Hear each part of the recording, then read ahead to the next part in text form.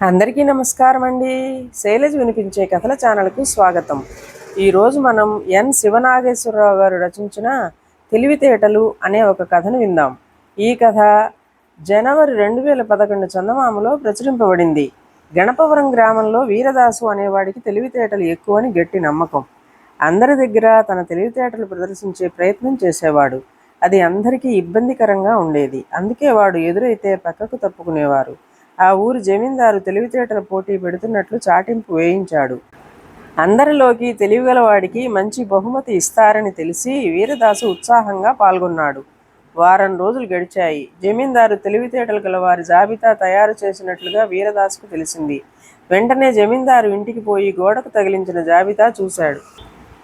అందులో అతని పేరు మొదటి స్థానంలో ఉంది. ఆనందంతో వెళ్ళి జమీందారును కలిశాడు. వీరదాసును చూసిన జమీందారు, ఏమిటిలా వచ్చావు అని అడిగాడు. అయ్యా, జాబితాలో నా పేరు మొదట ఉంది, బహుమతి అందుకుందామని వచ్చాను అని చెప్పాడు వీరదాసు. జాబితాలో ఏముందో కూడా చూడని నీవేం తెలివైన వాడివి, ముందు బయటికి నడు అని చికాకు పడ్డాడు జమీందారు. బిత్తరపోయిన వీరదాసు బయటికి వచ్చి జాబితా మరొకసారి చూశాడు.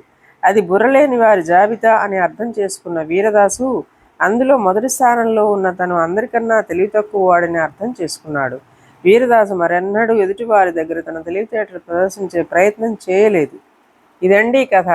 ఈ కథ మీకు నచ్చినట్లయితే లైక్ చేయండి, షేర్ చేయండి, కామెంట్ చేయండి, సబ్స్క్రైబ్ చేసుకొని నన్ను ఎంకరేజ్ చేయండి. నమస్కారం అండి.